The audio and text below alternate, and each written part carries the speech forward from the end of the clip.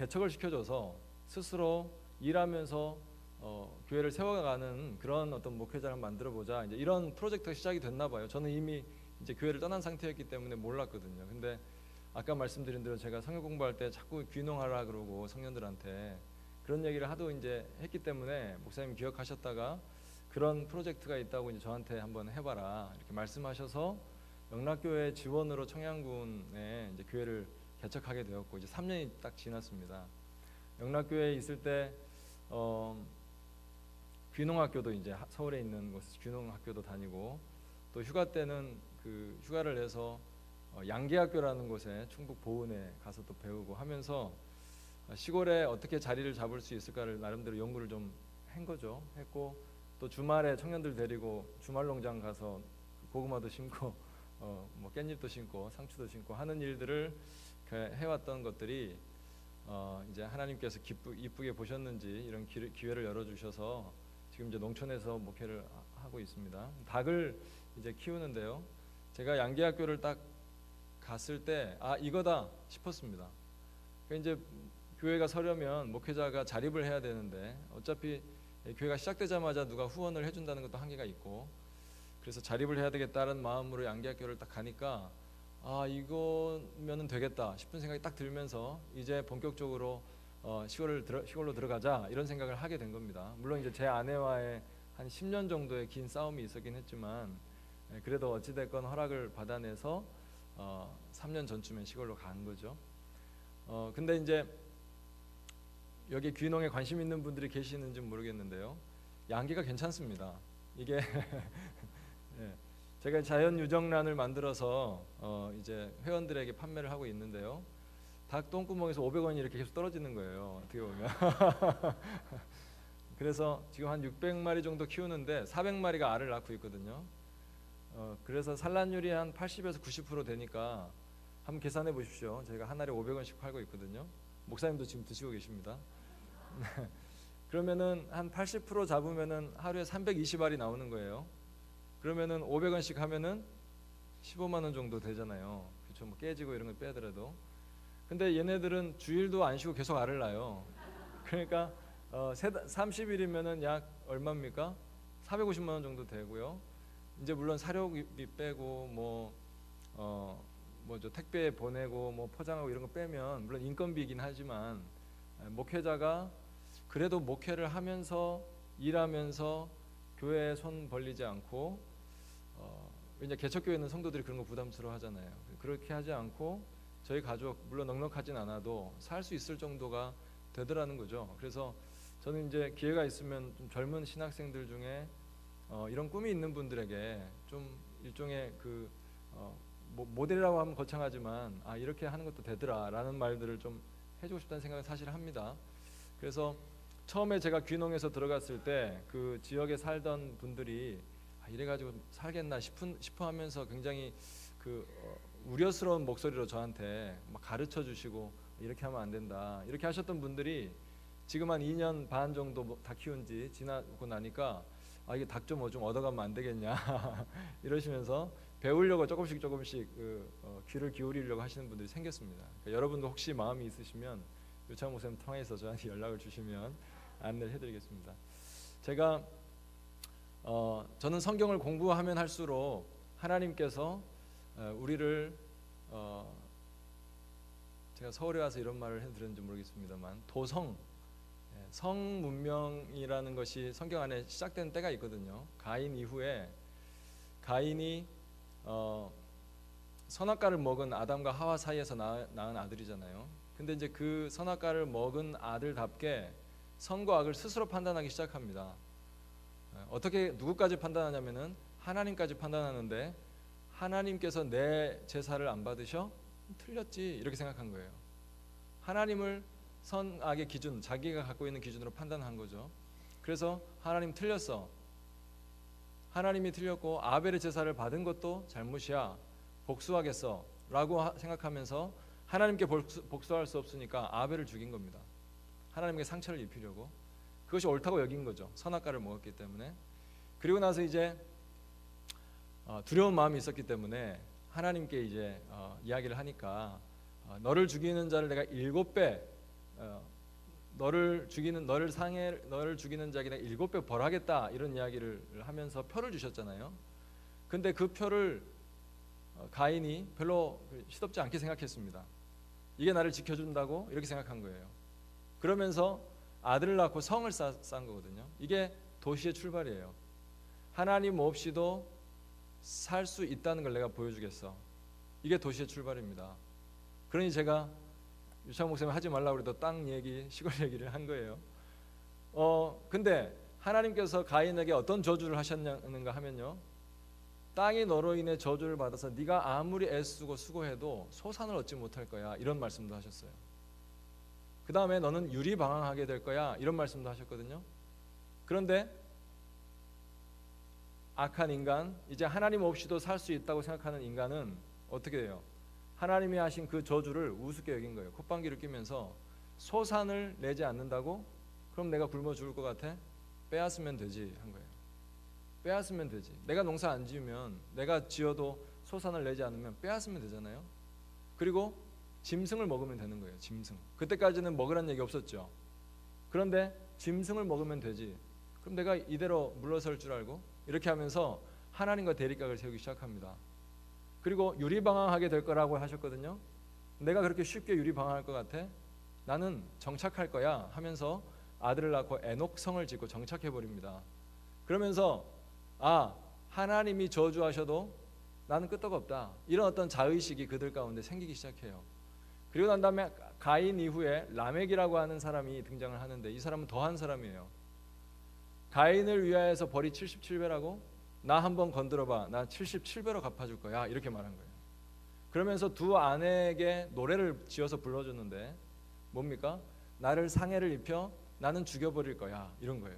소년이라도 나는 죽여버릴 거야, 이런 노래를 매우 자랑스럽게 그 잔인함과 그 폭력성을 그 노래에 담아서 자기가 누구인지, 얼마나 강한 자인지, 하나님 없이도 얼마든지 살 수 있다는 것을 증명하고 보여주는 그런 사람이 등장합니다. 라멕 이후에 아들들은 여러분 아는 것처럼 야발, 유발, 두발가인이거든요. 이 사람들은 누군지 아십니까? 이 사람들은 그 도성 문명을, 성을 중심으로 이제 누군가를 빼앗아 오면 어떻게 되겠어요? 그들이 다시 복수하러 오겠죠. 성을 쌓은 거예요. 그래서 그러면 그들이 빼앗기 위해서 다시 왔을 때 뭐가 필요하겠습니까? 힘 있는 장수들이 필요한 거예요. 그렇죠? 그 힘 있는 장수들, 군대, 일종의 군대입니다. 군대가 필요하게 되고, 그러면 군대를 잘 먹여야 싸울 거 아닙니까? 뭘 먹죠? 땅은 저주받았는데 짐승을 먹어야죠. 그래서 그 옆에 성 옆에 뭘 만듭니까? 짐승을 키우기 시작하는 거예요. 그래서 목축하는 자의 조상 야발이 나온 겁니다. 라멕에. 여러분 창세기 4장까지는 우리 읽었잖아요. 그죠? 네. 야발이라고 하는 사람이 나옵니다. 목축치는 자의 조상이에요. 이것은 단순히 하루하루 먹고 살기 위해서 식량으로 삼았다기보다 군대를 유지하기 위해서 필요한 문명이었어요. 거기서 출발합니다. 두 번째, 악기를 부는 자들이 등장해요. 유발이죠. 이 사람이 유발이 이 악기 부는 자의 조상이라고 일컬어집니다. 이 악기는 왜 필요했겠습니까? 퉁소나 이런 게 전쟁하기 위한 군호를 위해서 필요한 거예요. 나팔 2번 불면 어떻게 해라? 이런 게 필요하잖아요. 그래서 그게 발전합니다. 군악대도 필요했고요.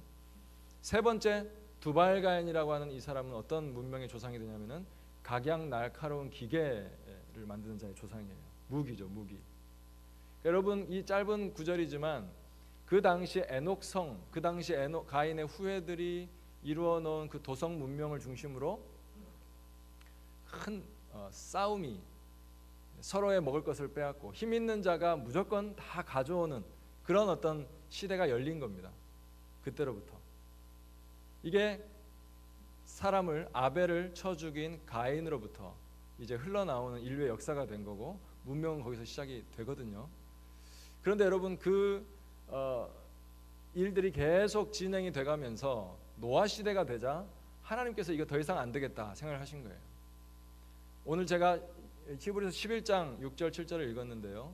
믿음이 없이는 하나님을 기쁘시게 하지 못한다, 이런 말씀이 있고, 그 믿음의 대표자로서 노아를 언급하고 계신 거거든요.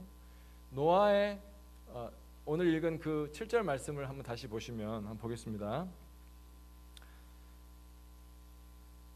같이 읽겠습니다. 시작. 믿음으로 노아는 아직 보이지 않는 일이 경고하심을 받아 경외함으로 방주를 준비하여 그 집을 구원하였으니 이로 말미암아 세상을 정죄하고 믿음을 따르는 의의 상속자가 되었느니라. 방주를 짓고 그 다음에 그것이 히브리서 기자가 볼 때는 세상을 정죄하였다 말합니다. 방주를 지은 것이 세상을 정죄한 것이라 말해요. 세상을 틀렸다고 말했다고 본 겁니다. 도대체 그때 무슨 일이 있었는가? 창세기를 한번 가봐야겠죠? 창세기 6장을 한번 가보겠습니다. 창세기 6장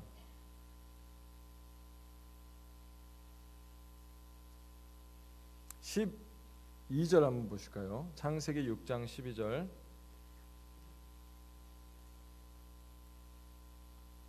같이 읽겠습니다. 시작. 하나님이 보신즉 땅이 부패하였으니 이는 땅에서 모든 혈육 있는 자의 행위가 부패함이었더라.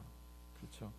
그 사람들이 어떤 사람들이었는가? 그 10절 앞에 보면은 11절에 보시면 하나님 앞에 부패하여 포악함이 가득했다 이렇게 말하죠.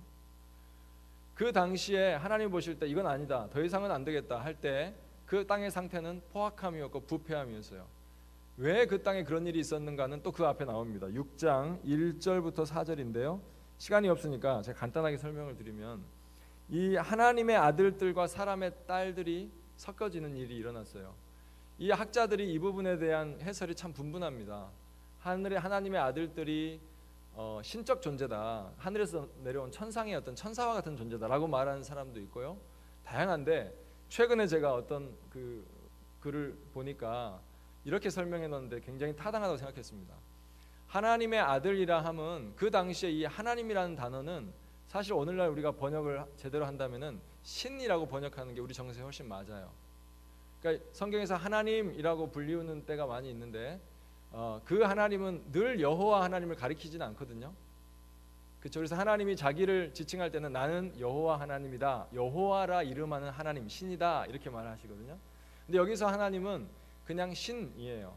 그런데 그 당시 고대에 누가 신으로 여겨졌냐면은 강한 자였습니다. 강한 자, 영웅, 거인, 힘이 세어서 누가 봐도 저 사람은 신의 아들이다 싶은 사람들이 신으로 여겨졌어요, 고대에. 그래서 여기서 하나님의 아들이라는 말은 그 당시에 굉장히 힘이 세고 또 동시에 포악하고 잔인하여 누구도 어떻게 할 수 없는, 원하는 것은 다 얻을 수 있는 도성 문명의 어떤 그 장수들을 가리키는 말로 보는 거예요. 그래서 그렇게 보았을 때 하나님의 아들들이, 다시 말하면 그 영웅의 자식들이, 영웅들이 사람의 딸들을 보고 아름다움을 보기에 좋아서 다 취하였다 이렇게 말합니다. 물질뿐만 아니라 먹을 것뿐만 아니라 여인까지 내가 원하는 건 다 가질 수 있다라고 믿는 사람들이 모여 사는 것이 바로 도성이었거든요. 힘이 있으면 되고 강해지면 되고 원하는 건 나는 뭐든지 가질 수 있어, 하나님이 저주해도 나는 가질 거야, 얻을 거야 라고 하는 이 DNA를 가진 사람들이 모여 사는 곳이 도성이었고, 이 도성이 계속 커지고 확장되면서 죄도 심화되고 사람들이 더 이상 이제는 사람까지 다 가져가 버리는, 다 아내로 삼았더라 이렇게 말하거든요. 모든 여자를 아내로 삼았더라 라고 하는 지경에 이른 거예요. 바로 이때 하나님께서 누구를 선택하시냐 하면은 노아를 선택하십니다. 노아를 선택하시는 이유는 다른 게 아니에요. 그 도성 문명에 속하지 않은 채 노아는 어떻게 했냐면은 하나님과 자기 사이에 온전한 관계를 유지하려고 애쓰며 살은 거예요. 그것을 6장 9절에서 이렇게 말한 겁니다. 노아는 의인이요 이렇게 말한 거예요. 여러분, 의라는 말은 관계 용어거든요. 의라는 말은 한 개인에게 쓸 수 없는 말이에요. 관계성 속에서만 규정될 수 있는 용어예요. 왜냐하면은 두 당사자 사이에 지켜야 할 도리를 뜻하거든요, 의라는 말은. 그래서 부부간의 의하면 뭡니까? 남편은 아내에게 해야 할 도리, 의를 지키고, 여자는 아내도 남편에게 의를 지키는 걸 부부의 의라고 그래요. 서로 사랑하고 정절을 지키고 배타적으로 서로에게 소속되고, 이게 부부간의 의이죠. 그 다음에 주인과 종 사이의 의도 마찬가지입니다. 종은 순종하고 주인은 그 종을 보살피고 먹을 걸 주고 재워주고, 하나님과 하나님 만든 그 인간 사이에도 의가 필요해요. 하나님께서 인간에게 말씀하신 여러 명령들이 있잖아요.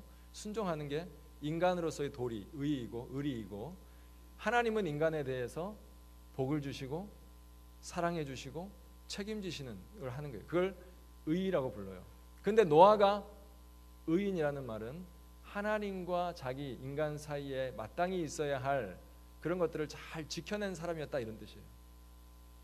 배경 속에서 말하자면 도성 문명에 치우치지 않고 나는 하나님 없이도 살 수 있어 라고 말하면서 그 도성을 쌓거나 그 안에 머물지 않고 자기 방식으로 하나님을 사랑하며 순종하는 사람, 이게 바로 노아였던 겁니다. 그래서 하나님이 이 노아에게 저들은 120년 동안 성을 쌓는다, 너는 120년 동안 방주를 지어라, 이렇게 말한 거예요. 물론 이건 제 생각입니다. 120년 동안 성을 쌓다는 말은 없는데 120년 동안 방주를 쌓은 이유가 저는 그게 아닐까 생각이 돼요. 동시에 어떤 큰 성이 쌓는 일이 혹시 있지 않았을까? 그것과 비교하여서 모든 사람은 성을 쌓기 위해서, 그 다음에 성에 속하기 위해서 살아갈 때 너는 방주를 지어라. 방주는 뭐예요? 방주가 여러분 뭐죠? 방주는 상자입니다. 상자. 테바라고 하는 히브리어 이 말은 배를 뜻하는 단어가 아니라 상자를 뜻해요. 그래서 모세 갈상자가 바로 이 같은 단어예요. 그 말은 무슨 말이냐면은 이 방주에는 세 가지가 없어요. 물론 있는 게 아무것도 없지만 그냥 단순히 상자니까요. 배와 비교했을 때 세 가지가 없는데 그 세 가지가 뭐냐 하면은 노가 없습니다. 동력 장치. 빨리 가고 싶다고 갈 수 있는 게 아니에요. 두 번째, 조향 장치. 키가 없어요. 키. 방향을 잡을 수 없어요. 세 번째, 창문이 없습니다. 창문이 있긴 한데 저 위에 꼭대기에 일종의 환기구처럼 있는 거예요. 그래서 노아는 이 비가 그쳤는데 이게 도대체 물이 얼마나 빠졌는지를 확인하기 위해서 자기가 내다보지 않고 새를 보내잖아요. 그러니까 밖을 내다볼 용도로 만들어진 창은 아닌 겁니다. 그래서 이 세 가지가 없는 방주, 결국 뭡니까? 그 안에 들어가는 인간 노아는 뭐예요? 자기가 할 수 있는 게 아무것도 없는 상황 속으로 들어간 거잖아요. 속도도 방향도 목적지도 정할 수가 없는 거예요. 오로지 하나님이 이끌어 주시는 곳으로, 하나님이 이끌어주는 방향으로, 그 다음에 하나님이 허락하신 속도대로 그냥 하나님이 이끄는 대로 가야 하는 그곳이 방주인 거예요. 노아는 거기로 들어간 거고요. 노아를 제외한 모든 사람들은 내 스스로 다 할 수 있다고 믿어지는 성으로 들어간 거예요. 이걸 하나님께서 보여주시려고 방주를 산 위에 지으라고 한 겁니다. 물론 물이 다 찰 거기 때문이기도 하지만 모든 사람이 보라고. 결국 너희들이 짓는 성이 사람을 살리는지 아니면 네가 자기 스스로 아무것도 할 수 없다고 믿어지는 방주가 사람을 살리는지, 너희들이 좋다고 믿어지는 그 성이 정말 구원이 있고 생명이 있는지, 정말 아무것도 아닌 것이라고 보여지는 방주의 생명이 있는지 너희들이 직접 봐라, 이거예요. 그러면서 여러분, 우리가 주일학교 때 어떤 설교를 저도 많이 들었는가 하면 베드로후서 우리 2장을 한번 볼까요? 베드로후서 2장.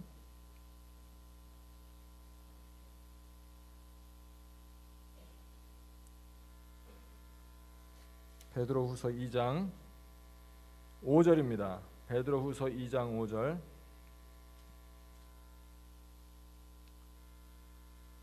신약 385페이지쯤에 있습니다. 베드로후서 2장 5절. 같이 읽겠습니다. 시작. 옛 세상을 용서하지 아니하시고 오직 의를 전파하는 노아와 그 7 식구를 보존하시고 경건하지 아니한 자들의 세상에 홍수를 내리셨으며, 이러면서 이 히브리서 사도 베드로는 노아를 뭐라고 얘기하고 있냐면 의를 전파하는 노아, 이렇게 말하고 있죠. 근데 이걸 보고 다시 성경 창세기로 돌아와 보면은 노아가 의를 전파한 적이 없었거든요. 우리가 어렸을 때 노아가 낮에는 방주를 짓고 또 쉬는 시간에는 사람들에게 찾아가서 여러분 홍수가 옵니다, 물로 심판하십니다, 얼른 배로 들어오세요 라고 막 광고하고 전도하고 했다고 우리가 배웠어요. 그렇죠? 근데 보니까 성경에는 그런 얘기는 없어요. 근데 아마도 이 베드로 후서에 있는 이 말씀 때문에 의를 전파했다고 했으니까 노아가 막 다니면서 방주로 들어오라고 회개하라고 외쳤겠다 이렇게 상상한 겁니다. 성경에는 없어요. 근데 그럼 도대체 의를 전파한다는 게 도대체 뭘까? 의를 전파한다는 게. 여러분, 의라고 하는 것은 아까 말씀드린 그런 의미도 있습니다. 하나님과 올바른 관계. 또 하나 그 단어에서 찾아볼 수 있는 의의 의미가 중에 하나가 뭐냐면은 막대기라는 뜻이 있어요. 의, 체데카라고 하는 히브리어에 막대기라는 의미가 있어요. 여러분, 옛날에는 자가 없을 때 막대기로 이렇게 길이를 쟀죠. 한자 두자 이렇게 하면서요. 그러니까 의라는 것은 뭐냐면은 하나님과 그의 백성 사이에 온전한 관계가 이루어졌는지를 측정하는 일종의 잣대인 거예요. 잣대. 노아가 의를 전파했다는 것은 하나님과 인간 사이의 올바른 관계가 뭔지를 사람들에게 보여주었다는 거예요. 뭐 함으로써요? 전도함으로써라기보다 도성에 들어가지 않음으로써, 그들과 휩쓸리지 않음으로써, 내 인생 내가 어떻게 해서든지 할 수 있다고 믿지 않고 하나님 안에 모든 걸 맡기는 것이야말로 진정한 의미의 생명이요 구원이라는 것을 그가 보여줌으로써 의의가 무엇인지를 보여준 거예요. 너희가 얼마나 잘못되고 있는지를 그의 인생 그냥 존재를 통하여 사람들에게 보여준 거예요. 그걸 베드로는 의의 전파자다, 의를 전파하였다 이렇게 말한 겁니다. 여러분, 그런 의미에서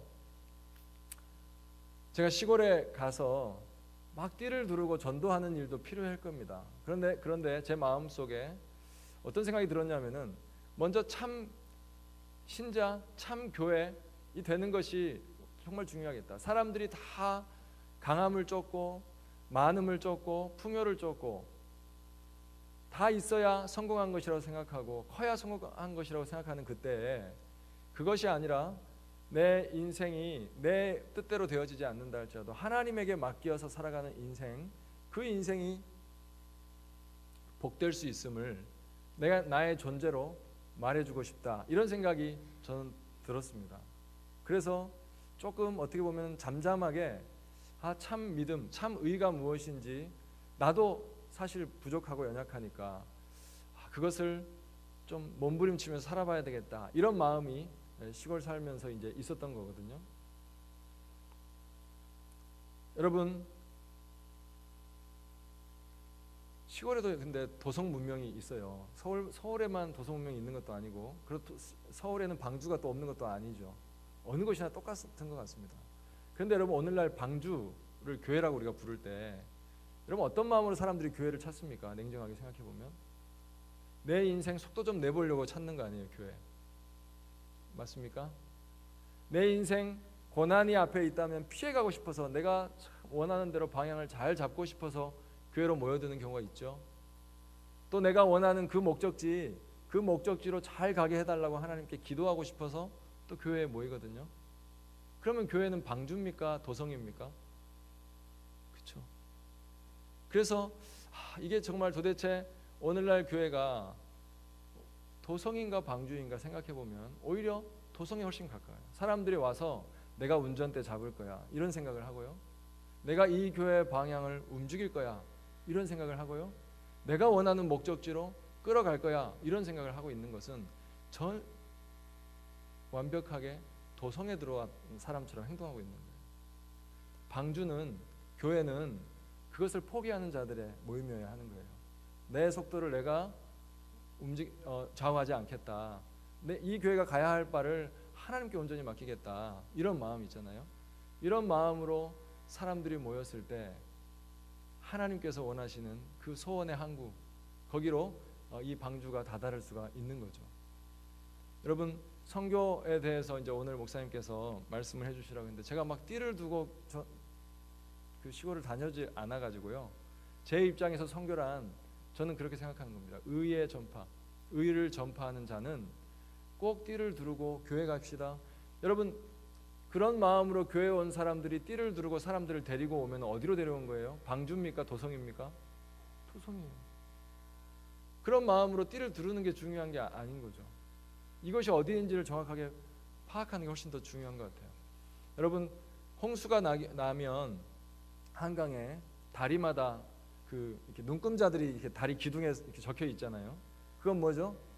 이 물이 어느 정도 불었는지를 보라는 거죠. 물과 다리와의 그 상관관계성 속에서 지금 안전한가 그렇지 않은가를 보는 거예요. 척도로 역할을 하는 거예요. 이 다리는 그곳에 존재함으로써 같이 있는 거지 막 돌아다녀야 하는 건 아니에요. 여러분 홍수가 났습니다. 돌아다니면서 말할 필요가 없어요. 그냥 그 존재로서 충분히 가치 있고 의미 있는 거예요. 여러분 노아의 그 당시의 모습을 한번 도성을 쌓고 그 안에 살던 사람이 노아의 모습을 한번 보았다고 생각해 보십시오. 너무너무 이해가 안 되고 말이 안 되고 어리석고 그렇지 않았겠습니까? 그러나 하나님께서는 이 노아를 통해서 결국은 모든 세상이 쓸어버린다. 성경에 쓸어버린다 되는데 지우개로 지운다 이런 뜻이거든요. 하나님이 창조하신 세계를 여러분 화가가 지우개로 지울 때는 뭐 하려고 지운 거예요? 새로 다시 그리려고 지운 거잖아요. 그런 마음으로 하나님이 쓸어버리실 때 결국은 어떤 걸 기대하였다는 거냐면은 노아와 같은 삶, 그렇죠? 도성으로 달려가는 게 아니라 내가 나의 강함을 통해 내 인생을 펼쳐보겠다는 사람이 아니라 그런 삶이 아니라 하나님께 모든 걸 맡기고 걸어가는. 여러분 최근에 저희 딸이 방탄소년단에 상당히 빠져 있습니다. 방탄소년단 아시나요? 네. 저는 어릴 적에 뭔가에 미쳐본 적이 없어요. 저는 그 흔한 만화책에도 빠져본 적이 없고요. 게임 오락실에도 빠져본 적이 없어요. 한두 번 하면 실증이 나가지고 뭔가에 미쳐보지 못한 게 참 후회가 되거든요. 근데 제 딸이 방탄소년단에 빠지니까 전 너무 좋아요. 뭔가에 미쳐본다는 건 어린 시절의 소중한 경험이라고 저는 생각하거든요. 뭔가를 깊이 파본 사람이 다른 곳에서도 깊이 팔 수 있거든요. 맞습니까? 아닌가요? 방탄은 아닌가요? 다른 건 괜찮은데. 아니 근데 이제 저도 뭐 비슷한 생각이었는데 방탄소년단이 자기가 이렇게 곡을 쓰잖아요. 근데 그 곡의 모티브를 항상 어떤 문학책에서 가져온답니다. 그래서 예를 들면 저 잘 모릅니다만 제 딸이 이제 늘 그 진지하게 아빠 부르면은 방탄소년 얘기를 하겠다는 거거든요. 아빠 부르더니 데미안이라는 책 읽어봤어? 그래서 제가 예전에 읽어봤는데 하나도 기억이 안 나. 어려웠었어. 그랬는데 데미안이라는 책을 읽어야 이해되는 방탄의 소년단의 노래가 있다는 거죠. 그걸 읽어야 뮤직비디오의 그 내용도 이해되고 가사도 이해가 된다는 거예요. 그래서 자기는 데미안을 봐야 되겠대요. 그래서 세종에 있는 국립도서관에 가가지고 저는 설교 준비하고 제 아이는 데미안을 봤어요. 어려웠어요. 어렵지 않냐? 그러니까 제 딸이 하는 말이 이거였습니다. 당연히 어렵지. 방탄이 추천해 준 책이 쉽겠어? 당연히 어렵지. 그래 나는 읽고 또 읽을 거야. 읽고 또 읽어서 그의 철학과 세계관과 그의 정신세계를 나는 이해할 거야. 이렇게 말하는 거예요. 그래서 기특하다. 그 다음에 또 신곡이 발표되면 이번에는 에릭 프롬의 사랑의 기술을 읽어야 이해할 수 있는 노래라는 거예요. 또 어떤 때는 헨리 데이빗 소로인가요? 헨리 데이빗 소로. 월든을 지은 월든을 읽어야 이해되는 또 노래가 있다는 거예요. 괜찮은 거 아니에요? 이 정도면? 그렇죠? 또 영혼의 지도라는 책을 읽어야 이해가 되는 융의. 이름만 들어도 너무 어려운데 그 책을 읽고 쓰여진 곡이니까 나는 그 책을 읽어야 되겠다는 거예요. 그래서 어렵지만 읽고 또 읽고 읽고 또 읽다 보면 이해가 되겠지라고 하는 겁니다. 여러분 하나님께서 이 세상을 만드셨죠. 노래처럼 만드신 겁니다. 그렇지 않습니까? 그런데 여러분 우리는 하나님께서 이 세상을 만드신 다음에 추천 책을 주셨잖아요. 66권 창세기. 이걸 읽어야 내가 이 세상을 위하여서 이 세상을 향해 지어놓은 이 노래를 이해할 수 있다. 이 가락을 네가 이걸 출애굽기를 봐야 이해할 수 있다. 이렇게 얘기하는데 우리는 어떻게 합니까? 이해 안 돼 이러면서 덮어버리죠. 레위기 이건 이해 안 돼. 그런데 우리가 어떻게 해야 되는 거예요? 진짜 하나님을 신뢰하고 하나님에 대한 믿음이 있다면 우리가 어떻게 해야 돼요? 어려운 거 당연하지. 하나님이신데. 그렇지 않습니까? 읽고 또 읽다 보면 이해되겠지. 나는 이걸 이해하고야 말 거야. 그래서 하나님이 지으신 이 세상과 인간이 누구인지 구원이 무엇인지 알고야 말 거야. 여러분 이걸 뭐라고 그래요? 믿음이라고 하는 거예요. 믿음. 제 딸은 지금은 방탄이 믿음의 대상, 신뢰의 대상이긴 해요. 그러나 그것을 통하여서 또 어떤 이 세상에 대해 새로운 것들을 눈뜨고 또 하나님에게까지 나아갈 수 있다고 저는 믿거든요. 여러분, 우리에게 그런 믿음이 실제로 있는가? 성경을 볼 때 이 추천 도서를 내가 읽고야 말겠다는 그런 열심이 있는가? 노아가요, 사람들이 성을 쌓고 거기에 막 달려들 때 하나님이 방주를 지으라고 했을 때 그 마음이 어땠겠어요? 어떻겠습니까? 이해는 안 됐지만 하나님께서 말씀하신 거니까 당연히 이해 안 되겠지, 이렇게 생각한 거예요. 하나님의 말이 나한테 쉽게 이해가 되겠어? 이해 안 되겠지. 근데 순종하다 보면 알게 되겠지. 순종하다 보면 하나님이 왜 이걸 하라고 그랬는지 깨닫게 되겠지. 이런 생각으로 그 방주를 지었고 방주에 들어간 거예요. 하나님이 하시겠지. 하나님이 나를 이끌어 주겠지. 생명으로 이끌어 주겠지.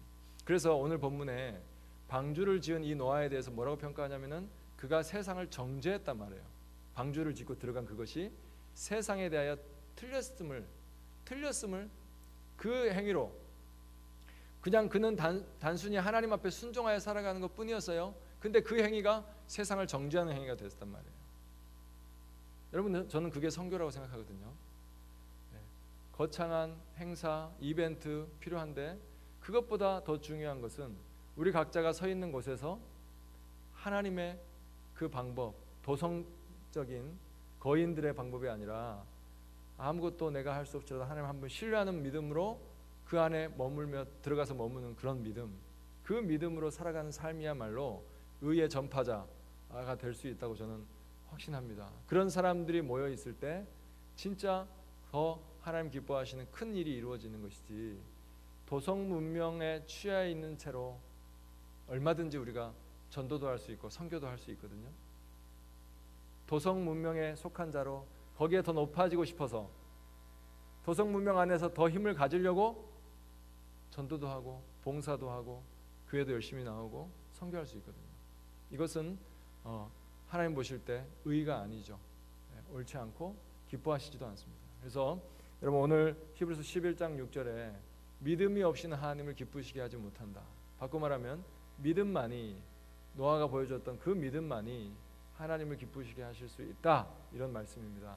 저와 여러분이 그런 믿음을 갖고 정말 살아가실 수 있기를 바랍니다.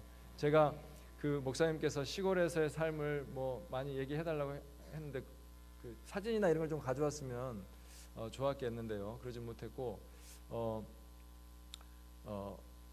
아무튼 그 나름대로 도성적 삶을 어떻게 탈피하고 하나님 기뻐하시는 광야적 삶을 선택하는 거잖아요. 제가 선택하여 내가 뭔가를 하려고 하기보다 하나님 그분의 인도가 어떻게 될까를 기대하면서 한 걸음 한 걸음 순종해 보면서 어떻게 이렇게 하라고 하실 때 이해는 안 되지만 순종해 보는 이해되는 날이 오겠지, 이렇게요. 저는 제 딸의 그 말 때문에 참 큰 깨달음을 얻고 오늘 이렇게 설교에도 말씀을 나누게 되었습니다. 정말 사랑한다는 건 그런 거구나. 이해가 안 되지만 언젠간 이해되겠지. 이해 안 되는 게 당연한 거 아니야? 이런 마음으로 말씀 보시고 또 신앙생활 해 나아가시는 그런 노아와 같은 의의 전파자, 또 의의 상속자 되시기를 주님의 이름으로 축원드리겠습니다. 기도하겠습니다. 거룩하신 아버지 하나님, 은혜를 감사합니다. 주님께서 저희들을 하나님의 자녀로 삼으시고 이 세상이 흘러가는 그 큰 흐름 앞에서 그 흐름에 속하지 않고 방주를 짓는, 또 방주에 속하기를 원하는 그런 믿음, 또 그런 삶을 향하여 초청하여 주셔서 정말로 감사드립니다. 그대로 두었으면 그게 전부인 줄 알고 강해지고 많이 갖게 되는 그것이 전부인 줄 알고 살았을 텐데, 하나님 말씀으로 끊임없이 우리를 반대 방향으로 방주를 향하여 이끌어 주신 것 정말로 감사드립니다. 이제 하나님, 우리가 결단하여 정말 도성 문명에 속한 자와 같이 우리의 삶을 선택하지 않게 하시고, 지금 이해되지 않고 지금 뭔가 보이지 않는다 할지라도 정말로 언젠가 이해되고 언젠가 하나님께서 깨달음을 주시겠지라는 마음으로 순종할 수 있는 저희 모두가 되게 하여 주시옵소서. 오늘 선교 헌신 예배로 모여 헌신을 결단하는 우리 귀한 분들 하나님께서 기억하여 주시고 삶의 자리자리에서 선교를 꽃피우고 의의 전파자로서의 역할을 잘 감당하실 수 있도록 역사해 주시옵소서. 예수님 이름으로 기도하옵나이다.